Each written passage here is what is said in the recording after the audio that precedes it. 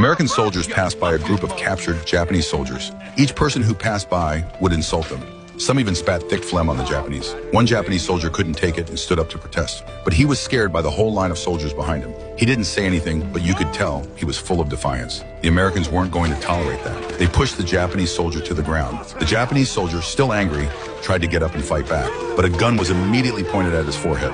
If the officer nearby hadn't stepped in, he would have been shot dead on the spot. They dared not show mercy to Japanese soldiers. At first, when they saw wounded Japanese soldiers, they would try to save them. But the Japanese repaid kindness with betrayal. They started using suicide attacks on American troops. Since then, the Americans became ruthless. Mercy to the enemy was cruelty to themselves. The Japanese were like prey, shot one by one. The cruelty of war had made some soldiers start to break down. They couldn't understand why these Japanese soldiers, even when completely cornered, refused to surrender.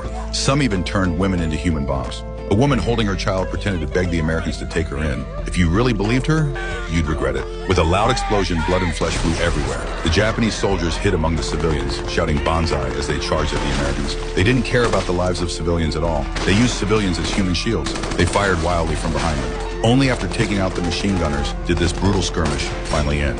The next day, American reinforcements arrived. With tank cover, they began clearing the bunkers. American soldiers used flamethrowers, spraying into cave entrances. If they found anything unusual, they threw in a grenade. Anyone still alive was finished off with bullets. They couldn't go soft on the Japanese. As they passed by a wooden house, a baby's cry caught the soldiers' attention. Two of them walked in nervously.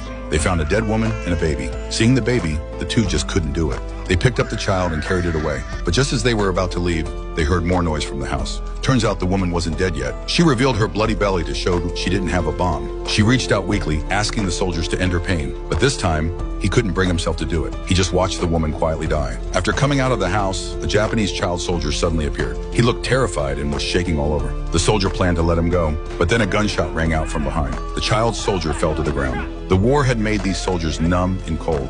After the U.S. dropped atomic bombs on Hiroshima and Nagasaki, this long and drawn-out war finally came to an end.